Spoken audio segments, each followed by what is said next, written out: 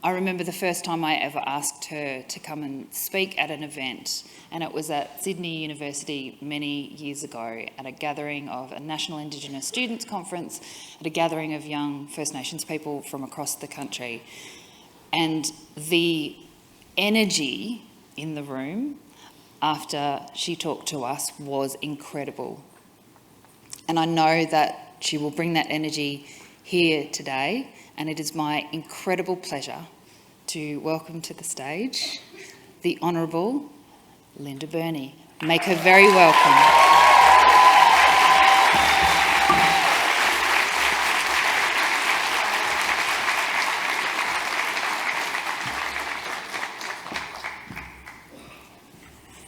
It's so exciting.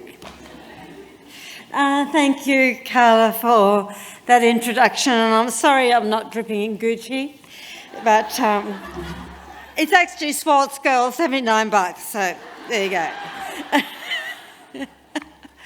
Look, good morning, everyone. Can I, of course, begin by paying my respects to the traditional owners, and I say it in the language of the people that I'm part of, the Wiradjuri people, Balam Ambul Nanawul, and Namri and Yamara, Naju Yerabang Marang. And I've just said in Wiradjuri, I honour the custodianship and care of country for what must be a freezing Canberra for some of you, I am sure. Was anyone here on Sunday? 5 degrees. I spent most of it laying on the lounge watching Schitt's Creek, which I hadn't seen before, and it was very, very good. Can I also extend particularly my respect? I know that Auntie Matilda was here and welcomed you to country. I'd like to especially mention June Oscar, who is such an inspiration. I've been having the television on in my office over the last few days, and June, you've been very front and centre, so it's been fantastic. Also, Michelle, I've known for a very long time. Enormous hello to both you and June. I know that Senator Lyons has been here off and on, and she's put up on social media just how fabulous this gathering has been. And there are many significant people here today, but I know that Michaelia Cronin is here, the WA Commissioner for Children and Young People, Jacqueline McGowan-Jones, and the NT Acting Children's Commissioner, Nicole Huck. And I am sure that there are many other distinguished guests, and I'm sorry if I haven't mentioned you, but most importantly, I pay my respect to all of you. It's just amazing to be in an auditorium full of black women on a cold Canberra day, so hello to all of you. Yeah, you deserve a clap. As we were coming in, June was giving me lessons on how to say Wiyi Yani U, is it? Wiyi Yani U, and she said I don't have to say anything more than that, but Women's Voices Summit, and it is such a seminal report, and I'll speak about that in a moment. And I truly mean it, just how wonderful it is to be here. I unfortunately was at a budget dinner last night till after 11 o'clock, and I was with the Pharmacy Guild, and I tell you what, it wasn't much of a night. So it's just great to be here with you this morning. From the Kimberley to the Central Desert and to the Torres Strait, right across this country, you are here this morning. And we all know, don't we, just the incredibly important role that we as black women play in our communities. We are the life givers, the carers, we hold traditional knowledge, we care for country, and we hold our families together. There are more than 2,300 First Nations women's and girls that shared their story with June and contributed to this incredibly important report. And it's no secret that when it comes to the challenges facing our communities, women know the causes, women know the answers. The strength of women coming together like we are today is about sharing knowledge, because we are the strongest when we are together. In a moment, I'm going to speak to you about the referendum to enshrine an Aboriginal and Torres Strait Islander voice to Parliament in our Constitution. But first, in the spirit of truth-telling, I want to tell you a little bit about my story. And I say this particularly to the younger women here today. Mind you, you're all young compared to me, so I really am talking to the younger women. I grew up in a little place called Whitton. There are as many more people in this auditorium than there are in that town. It's a town of about 200 people. It's down in the Riverina in New South Wales. I learnt to swim in irrigation ditches and channels, and we shared the water with yabbies, freshwater mussels, leeches and the odd red-bellied black snake. I was born at a time when a white woman having an Aboriginal baby was shocking, and doubly so if that woman was not married, and that was the story of my beginnings. I was raised by my great aunt and uncle. They were of Scottish heritage. Their names were Nina, or Letitia, and my uncle was William, and we called him Billy. He was a drover and a stockhand. And I hadn't really realised, everyone, just how brave it was for my great uncle and aunt, who were in their 60s, of taking me in and raising me. It was an incredible act of courage and generosity, because I know that what happened in that small town after they did that, they paid for it. But it was their love and their kindness that gave me the solid start and the very strong values that have stayed with me for my 66 years. But in 2010, I returned to that small town. It was the 150th anniversary of the local public school. I was a New South Wales Cabinet Minister at the time. A man a little older than me, he would have been one of the big kids when I was at school, said this to me: "You know, Linda, the day you were born was the darkest day in this town's history." And I was so shocked that I actually could not respond to that sort of racism. The darkest day in this town's history. And I just thought to myself, you're sitting there in stubbies and a check shirt and thongs. I'm in a very nice dark suit. I just wonder who made the most of their life.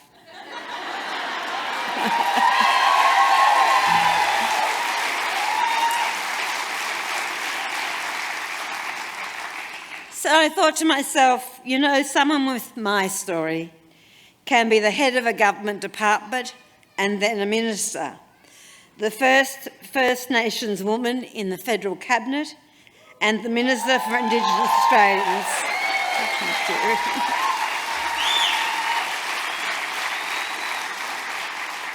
you. Those things, I want to promise you, are not lost on me. I understand the responsibility. I was 10 years old, and many of you will also share this story, not the young ones, but I was 10 years old in 1967, and for the first decade of my life, and people like June and others, we were not counted. The Australian census didn't include Aboriginal people. The country knew how many sheep there were, but they did not know how many of us there were. But today, I am one of 6 First Nations caucus members in the federal government. Things can change. The Women's Voices Project allows the voices of you, First Nations women and girls, to be heard. And I want to say that I am right behind you, along with my colleagues across the government. It has already achieved so much, influencing policy direction across portfolios and across levels of government. Your report, June, your report, Securing Our Rights, Securing Our Future, told us what matters to you. It is a much-needed blueprint for structural reform, and I'm looking forward to seeing what comes next. The outcomes of this summit and the framework for action are the next steps from what I can see. It will bring us a step closer to achieving First Nations gender equality and justice in this country, which is the springboard for better lives and outcomes for our people, all of our people. Now, we all know that as First Nations women, we are more likely to face real challenges. But I stand with you all knowing that through my own experience, how strong, determined and resilient we are, especially when we work together. To build a positive future, our people need a good start, a safe home, a strong community, and we have a lot of work to be done. There are challenges, disproportionately high rates of violence of all kinds, and especially family violence. I am not telling you anything. We have too many women in our justice system and too many women with chronic health conditions. Too many of our children are in out-of-home care. I know that you've been speaking about these things. Domestic and family violence is the main reason women and children leave their homes in Australia. And you know, it doesn't matter where you are in life. We have all had these experiences, and I am not an exception. Violence against women and children needs to be prevented by addressing the underlying issues. And finally, we are talking about intergenerational trauma. The government's national plan to end violence against women and children is a strong foundation for change. And that is why the first ever Aboriginal and Torres Strait Islander action plan underpinning the national plan is a major milestone. And people like June and Marcia and Hannah and others have played such an important role in making sure that that is going to happen. It will be delivered in partnership with community-controlled organisations and across government. The total funding of $194 million over 5 years is what's been allocated, starting with early intervention and recovery programs that will be community-led, place-based, trauma-aware and culturally responsive. And that's amazing.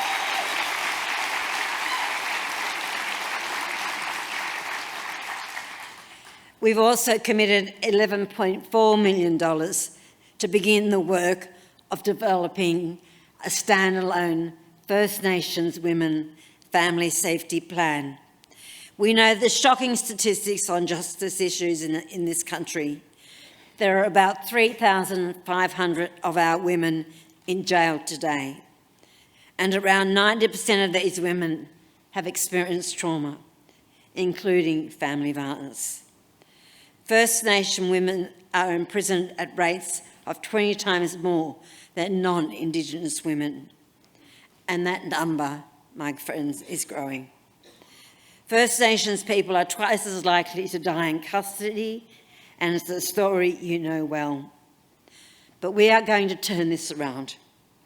We are committed to justice reinvestment, to keep more women out of prison in the first place.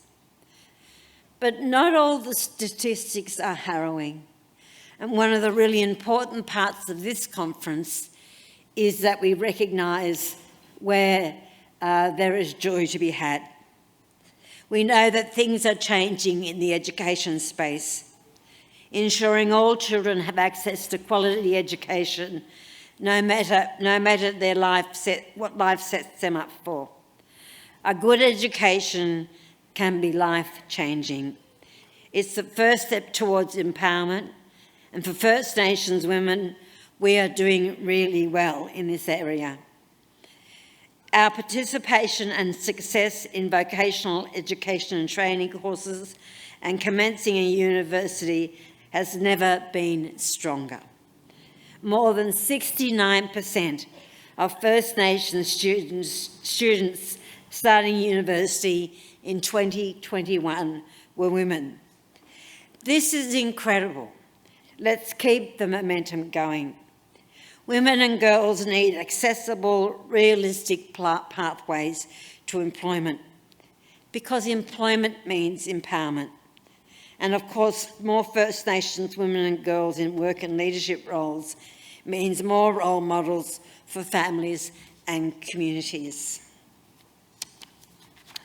Most First Nations women leaders and role models also means their voices being heard at decision-making tables, and your voices are being heard. Having Aboriginal and Torres Strait Islander voices at the decision-making table is fundamental to achieving better outcomes, and I can assure you we recognise that. As you would be aware, it was budget night last night, like I told you, and it will keep making a difference in people's lives. I won't go through it line by line, but I just want to say, in the broad terms, it was a fantastic budget for women. Expanding the eligibility of parenting payments to single parents and with children not up to the age of 7, but to the age of 14.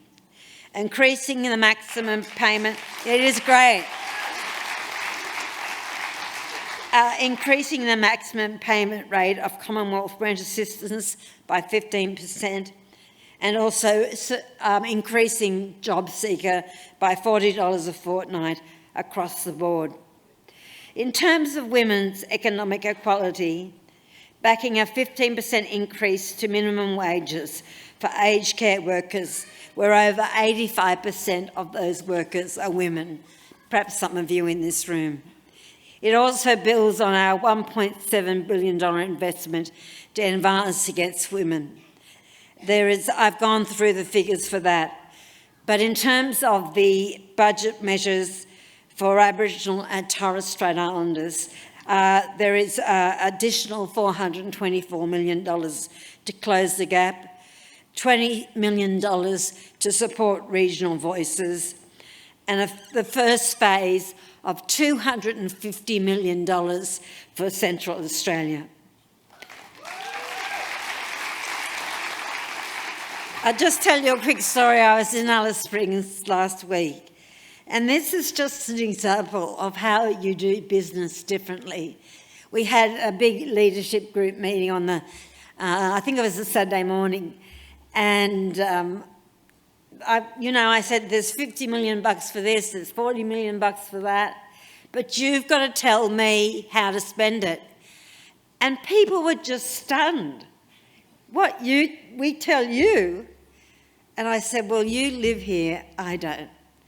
And making decisions in that house up on the hill ain't going to cut it at the local level.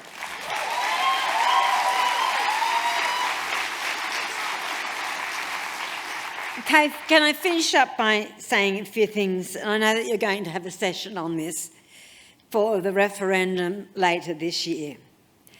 Now, what I can tell you is it's definitely going to happen. And what I can tell you, it will not be in September. Apparently there's a few football grand finals. It'll be either October or November, but we've got to make sure that we are conscious of the wet season starting in the northern parts of Australia. So all of those considerations are being made. The commitment is not just for the Voice Everyone, but I want to make it really clear. It is for the implementation of the Uluru Statement in full. Voice Treaty Truth.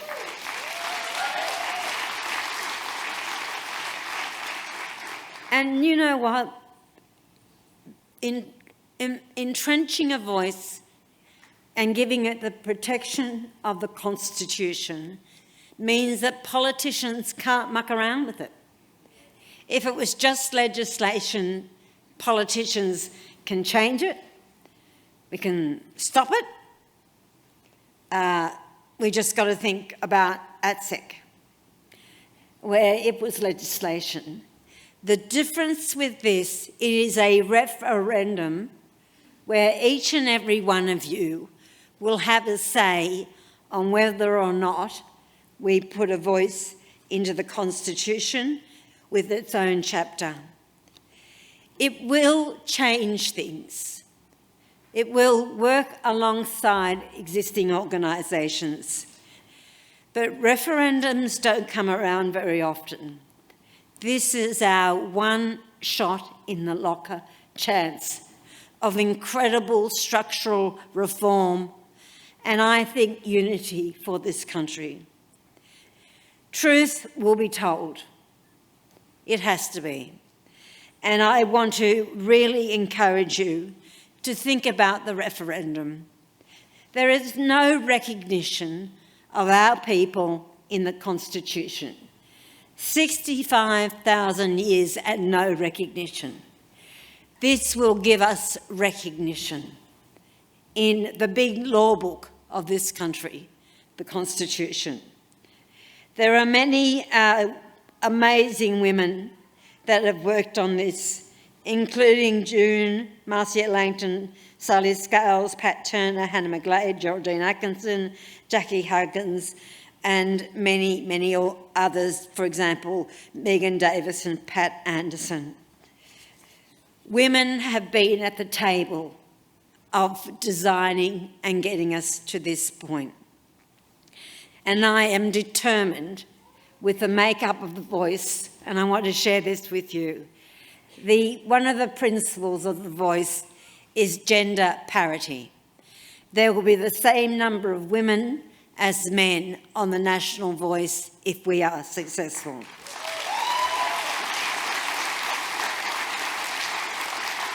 And the voices of young people will be heard. These are design principles for the Voice. The principles also say the Voice will be community-led, inclusive, culturally informed and respectful. Now, I've been in politics a long time. Some people might say a bit too long, but anyway. Since 2003, I know how it rocks and rolls. But I genuinely believe that we as Australians, we as First Nations people, are on the cusp of something truly momentous. How often do we get the chance to put our shoulder to the wheel of history and move it? Not very often. But we do have this chance. The Voice will also make practical differences to many of the issues that I've spoken about today.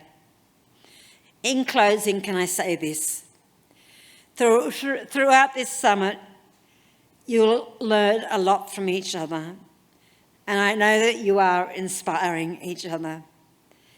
But I think the most important thing you can bring to the table is your story and your truth.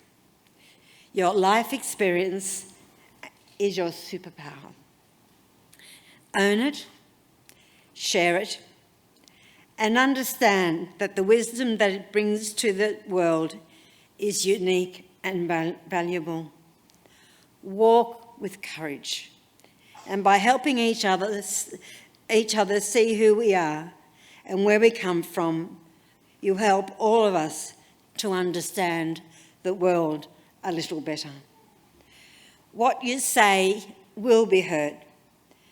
It will deliver a better, brighter future for our people and for our women and girls in particular.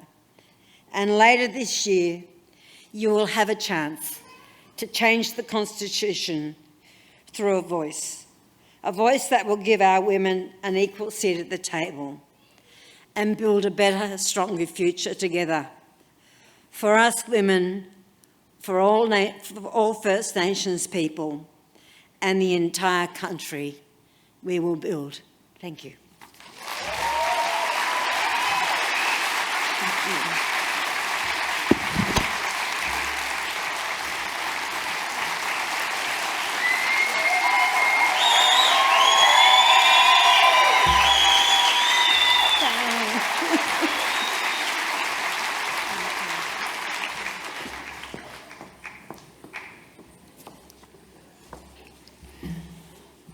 Told you she'd bring some energy, didn't I?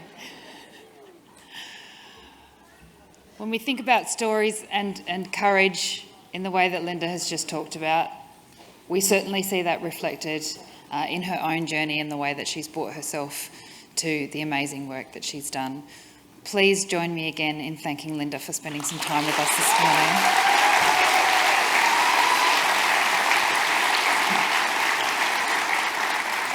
It's not an easy thing to get a pass out of Parliament for the morning, and we're really grateful you were able to do that.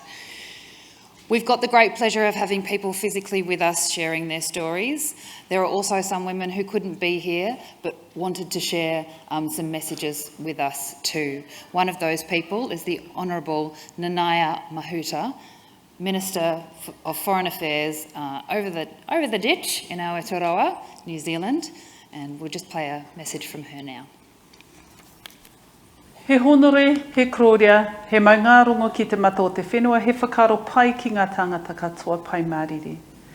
Thank you, all of the organisers of the Wiyi Yani U Thangani National Summit, for the invitation to join you today. While I can't be there in person, like our ancestors, I'm sending my support from Aotearoa, New Zealand, across the Great Sea of Kiwa. Can I acknowledge the Nunawai people, traditional custodians of the lands where the summit is being held, and all of the First Nations people in Te Whenua Moemoeā, Australia, on whose land we gather. We are the change. Our rights, our place, our future is the theme of the conference, and it's about the role of women and how we gather to create change for our whānau, our families, our communities and workplaces, no matter where we reside. We all have a story, and mine is like many of you perhaps, where the strongest role models were those influences in my household, my whānau, my family and my community. I belong to Waikato Maniapoto on my father's side and Ngāpuhi on my mother's side. I've learnt so much from their service, contribution and leadership, and that's the reason why I continue to serve as a politician with some 25 years of parliamentary experience. During this time, I've grown as a woman, become a mother and an auntie, and now a nana. And it has made me even more aware of how important women's voices are and how they contribute to shape the way that our society continues to grow, learn and evolve. During my time in Parliament, I've supported policies and initiatives that built the capacity of communities, especially social service organisations. Greater investment in education, employment and training, especially for young people and women. Opportunities particularly for our rangatahi. As I say, our young people have been so close to my heart. I've supported the continuation of the Treaty of Waitangi settlements, which are our equivalent of truth and reconciliation, in the hope that the historical wrongs of the past can be rectified in order to move forward.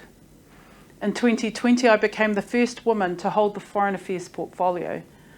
I'm now the Minister of Disarmament and Arms Control and Associate Minister for Māori Development.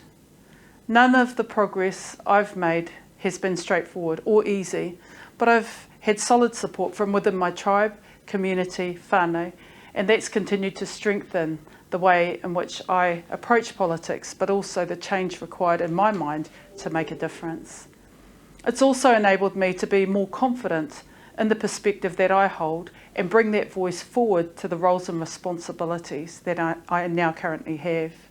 For example, New Zealand's independent foreign policy conveys first and foremost our interests, and growingly the reality of our relationship with the Pacific, the fact that we want to remain nuclear free, and our attempt to introduce Indigenous values and recognise that climate change is the significant threat for our region. Our journey as a nation has not been straightforward as we seek to give life to our founding document Te Tiriti o Waitangi and how principles guide our approach to nation building. We're on a journey and it's not been without challenge. In our context, inclusion of Māori values and interests means recognition of the treaty in all aspects of our society, underpinning social cohesion. These values can help shape the independent nature of our foreign policy, which would better inform what we stand for and how we would protect or advance those interests for everybody. I believe that Aotearoa New Zealand's foreign policy can benefit from drawing on values from the Māori worldview, many of which may be familiar or similar to other Indigenous values, an intergenerational perspective that locates our sense of well-being to our environment and each other. A te ao Māori worldview means we value whanaungatanga, our connectedness and relationship to others. Mahitahi and kotahitanga, working together towards a common purpose, shared objectives and solidarity. Kaitiakitanga, the way we think about the environment, our stewardship role and intergenerational well-being connected to environmental outcomes. Manaakitanga, kindness, care, the spirit of reciprocity and in many ways our common sense of humanity. These values emphasise meaning, mutual, enduring relationships where mana and sovereignty are respected. They can apply equally to relationships between individuals and peoples as between countries and governments large and small. The way we protect our interests and values matter in international relations and foreign policy because it helps to define the world we want to see and are working towards. Being able to define this clearly positions us more powerfully internationally, particularly at a time when the international rules and norms are being challenged and disinformation continues to rise. But just as our ancestors navigated the oceans by using the stars, values are critical aids for navigating strategic challenges.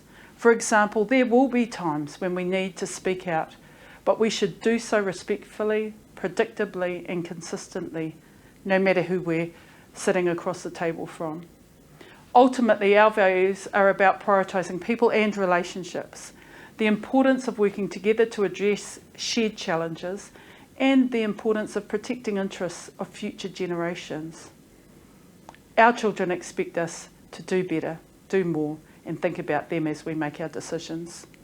While we're seeing more of our Indigenous values reflected in our foreign policy, there are also calls for greater representation of our Indigenous people on the international stage and in the making of our international agreements. In my mind, Indigenous perspectives count and bring unique value in all sorts of ways. As women, our voices are powerful.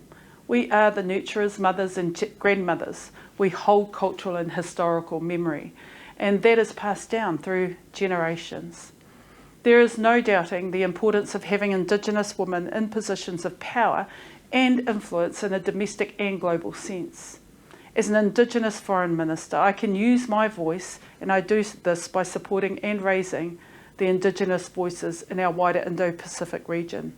I want to recognise all of the wahine toa in the audience today and beyond who are leading programs and initiatives to address societal issues and inequalities. It's not easy work. And actually, we've got a long way to go, but it is so important.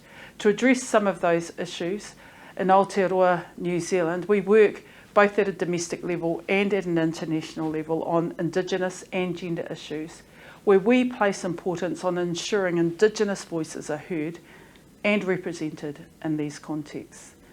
The rights of Indigenous peoples are a priority under our Aotearoa New Zealand's Human Rights Strategic Action Plan for International Cooperation 2021 to 2025.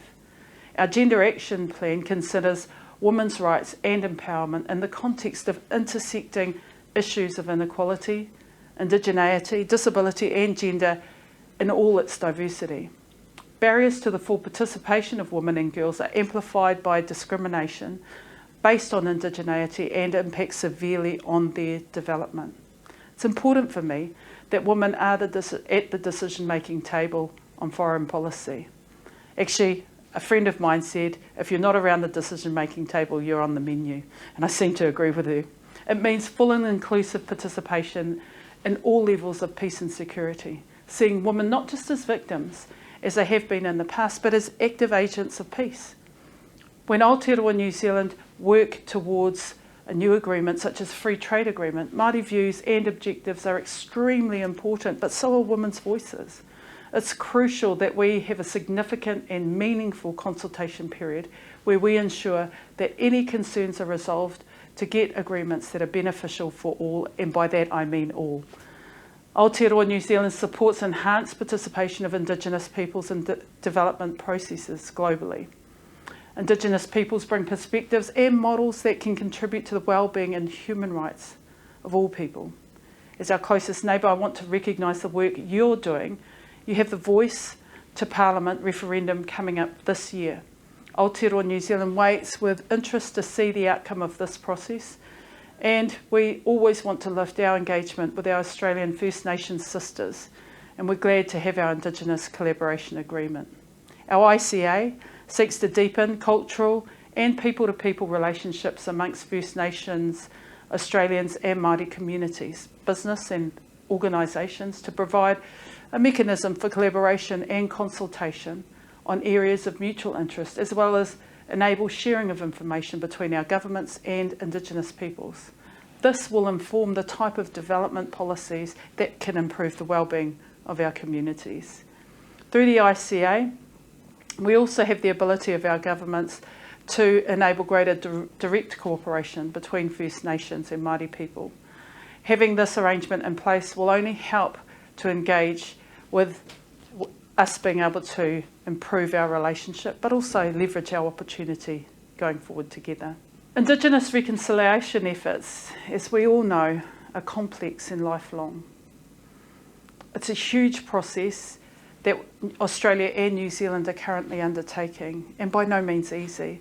But what we want to do is seek equity and opportunities for Indigenous people and women, because we know that when reconciliation occurs, we can look towards the future.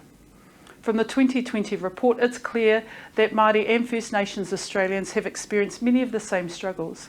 As Indigenous peoples, we've both had to overcome societal and systemic issues, which are only amplified for those who identify as female. We're presented with opportunities that exist for Australian First Nations women to work with New Zealand communities and individuals, and I hope we continue to strengthen that opportunity.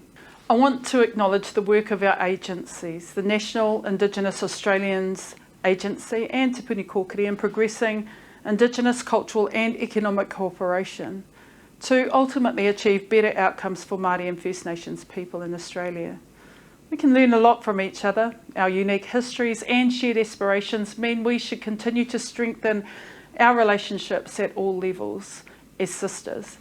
The ICA presents a range of opportunities to share our experiences and lessons with each other and to ensure Indigenous perspectives are included in creating better futures for both our nations. Our future is brighter when we work together. Can I end with an inspirational quote from one of my female ancestors, Te Puia Hirangi, when she said, "E te ohonga ake o tōku moemoea, ko te pua waitanga o te whakaro. Mena ka moemoea a hau ko au anaki, mena ka moemoea tātou, ka taia e tātou." I wake from the slumber of my dreams to my deepest aspirations. But if I dream alone. If we dream together, we shall achieve. Together, by sharing our stories, insights and wisdom, we can bring forward the dreams of our mothers and grandmothers to a reality that benefits our children and grandchildren. Our voice for change begins now. Nō reira, tēnā koutou katoa. I wish you well in the summit.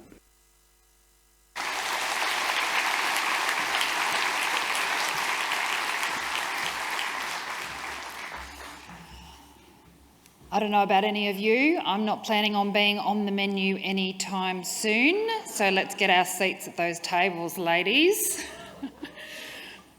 It's wonderful to be able to share both nationally as well as internationally in the experiences of women. We're going to continue with that theme, and it's my enormous pleasure to introduce to you now Associate Professor Hannah McGlade. A human rights lawyer, social justice advocate, and expert member of the UN Permanent Forum for Indigenous Issues. She's done an incredible amount for us over the course of her life, and we're very privileged to be able to hear from her. Please make her welcome. Kaya, thank you for this fantastic opportunity to speak to you today. I'm so excited about it, and especially as we look at the theme of our future. And having recently returned from New York and the UN Permanent Forum for Indigenous Issues 22nd session, where Indigenous women's leadership was so predominantly heard and championed, we listened to the US Secretary of Interior, Deb Haaland, the first Native American to serve in Cabinet. Secretary Haaland is leading work on Indigenous nations and including missing and murdered Indigenous women and girls, and under the Not Invisible Act 2020. We also heard from Sonia Gujara, Brazil's first ever Minister for Native Peoples, a respected Indigenous activist, who spoke of the current challenges, including Indigenous rights to land in the context of the greening economy, and reminded us that the future is Indigenous. Indigenous women's leadership on the global stage was both prominent and inspirational. My intervention on the opening day of the Permanent Forum meeting highlighted the importance of nation states also respecting and supporting Indigenous women's leadership, including at the national and global level. I urged Australia to step up and match its stated commitment to Indigenous peoples with meaningful actions at the domestic level. A constitutionally protected voice, a representative Indigenous body, respectful of gender balance, is truly significant. And we also need our government to listen to the voices of Aboriginal women now, walk with us, and acting now to ensure justice for Indigenous women. I'm very heartened to hear the announcements of this budget by Minister Burney, and implore the government to ensure that Aboriginal women's community organisations which are struggling or non-existent are prioritised. This gathering of women is so important. We're all here to make our voices heard, and I congratulate and support June Oscar and her team's work and commitment to structural reforms and the Gender Justice and Equality Institute. Unfortunately, many Aboriginal women are still witnessing and experiencing discrimination in all settings. There is too little recognition of women's strengths in leadership roles. These systemic forms of discrimination must be seriously tackled as we confront the issues facing our communities: violence against women and girls, child removals, incarceration and suicide.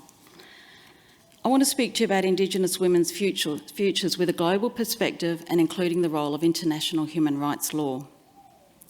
In 2020, I was appointed to the UN Permanent Forum for Indigenous Issues. The forum focuses on the rights of Indigenous peoples as set out under the historic Declaration on the Rights of Indigenous Peoples, and gives Indigenous people a global forum to raise these issues with the states and UN agencies. In 2016, I'd been the Senior Fellow of the Office of the High Commission for Human Rights, living in Geneva, Switzerland, and working with the Indigenous Office there and an expert report on Indigenous health and human rights, and a forthcoming visit to Australia by the Special Rapporteur on Indigenous Peoples. My pathway to human rights law was made possible by ANU, which welcomed Aboriginal people in law school in about 1990.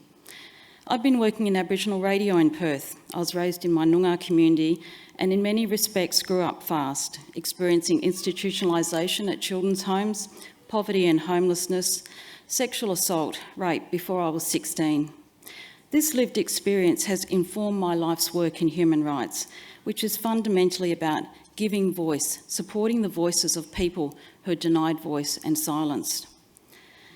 Growing up, sexual violence to Aboriginal women and girls was largely unspoken, even though so many women and girls endured this violence and humiliation in missions and homes across the country. I remember the Aboriginal Women's Forum where our women leaders reminded community, stop the abuse, strong women are watching, and where violence to women and girls was denounced. My boss at the Aboriginal radio station was not happy with my interview, broadcast on the women's meeting. This issue belonged privately in the family, he said, not publicly. And of course, it's just 17 years, I thoroughly disagreed, taking my cue from the strong women I'd known in my family and community. Mudich Yorgas, we called them, women who stood strong in their own power. We come from a culture called matrilineal by anthropologists, connecting to our mother's lands.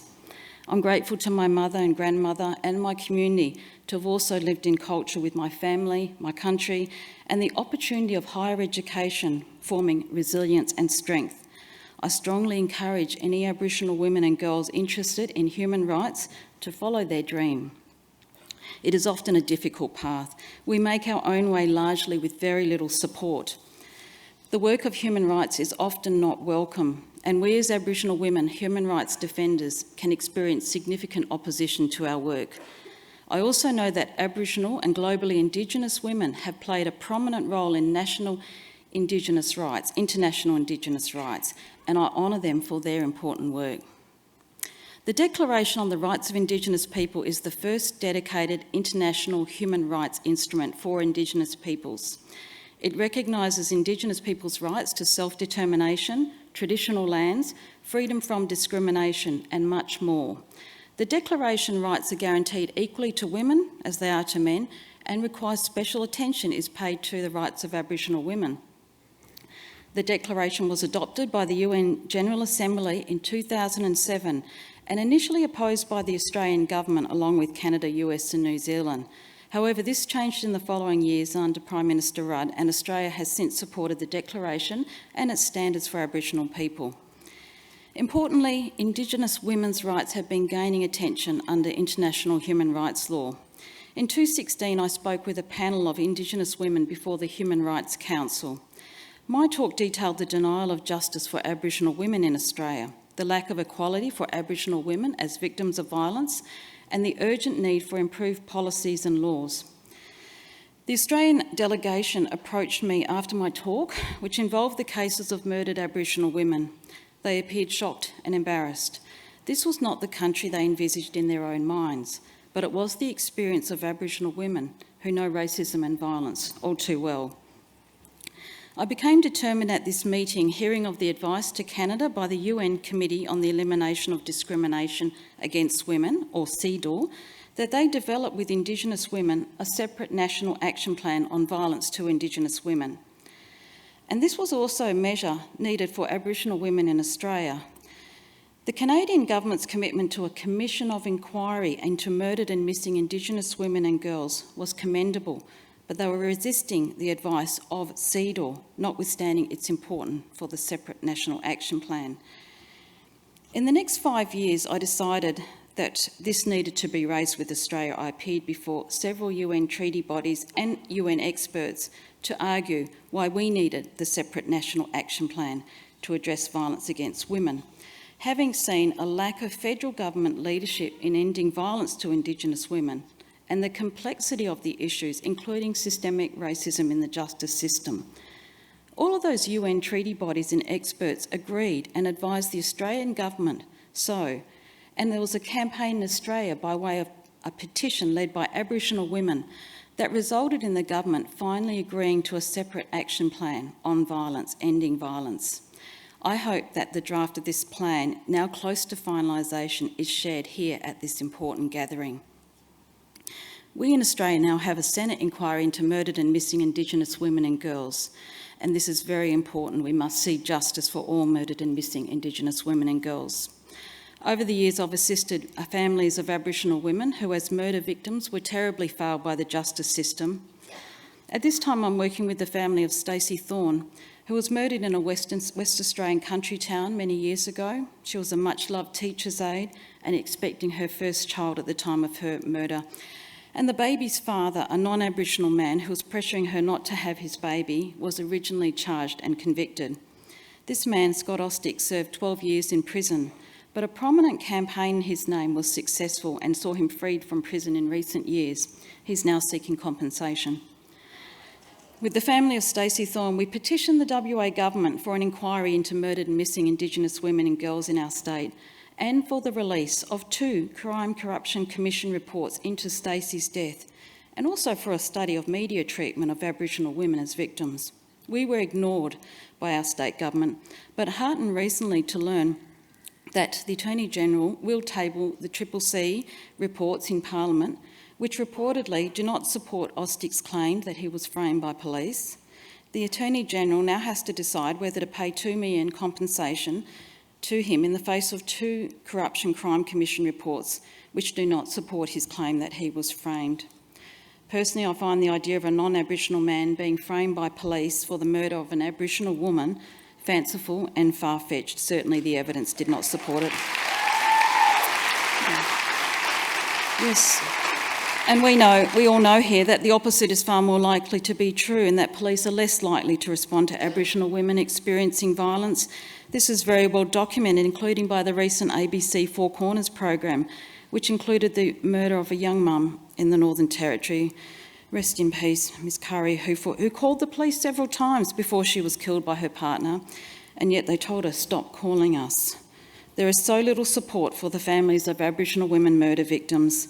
Last week I was told by an ABC Aboriginal woman journalist that the Northern Territory will soon be holding 4 coronial inquests into the murders of Aboriginal women, with not one family having been provided any legal representation or assistance. The Royal Commission into Aboriginal Deaths in Custody some 30 years ago largely highlighted the plight of Aboriginal incarcerated men, but it ignored the issues facing Indigenous women who were and are experiencing horrific violence, leading to very high rates of murder.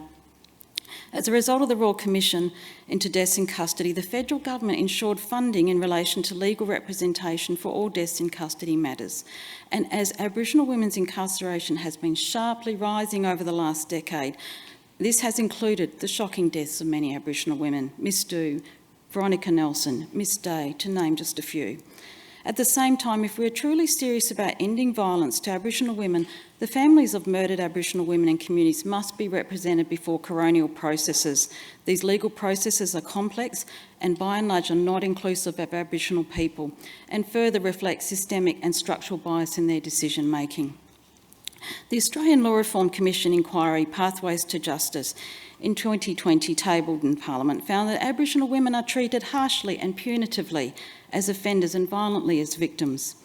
In the Deathscapes research, which is now housed permanently by the National Library of Australia, we documented as a case study Indigenous femicide, a global study using Indigenous women's arts and activism to highlight the ongoing systemic violence facing Indigenous women.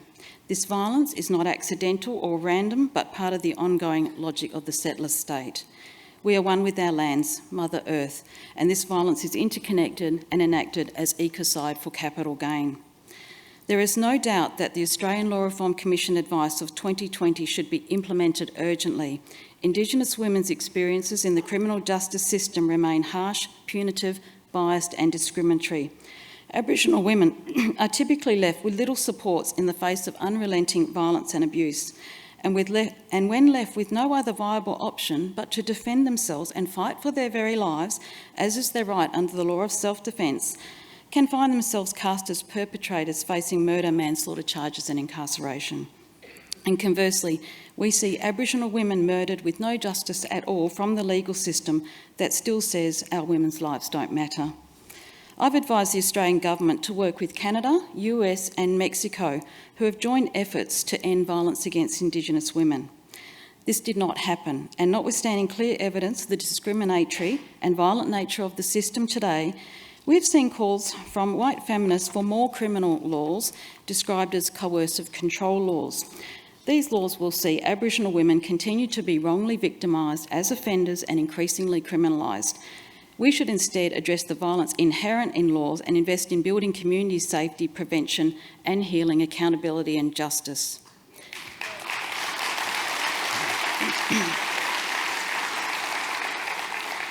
These are serious human rights violations that I'm talking about under the CEDAW and the CERD, the Convention on the Elimination of Race Discrimination. And the Government of Australia has a duty to ensure compliance with these binding international human rights treaties, notwithstanding the states have responsibilities for criminal law. Our government cannot abdicate responsibility based on federalism.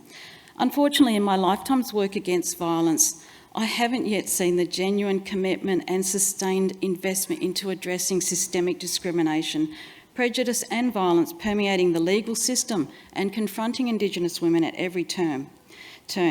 Currently, with a small team of Aboriginal and non-Aboriginal women, I'm having discussions about the need to highlight the treatment of Indigenous women before the UN CEDAW, the Committee on Discrimination Against Women, and under what's known as their optional protocol process.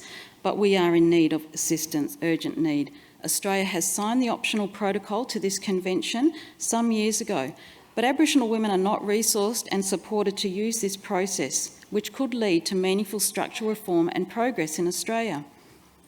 I've recently been informed that the Council on Violence Against Aboriginal Women, which we Aboriginal women also campaign for, will be disbanded soon following the release of the separate National Action Plan.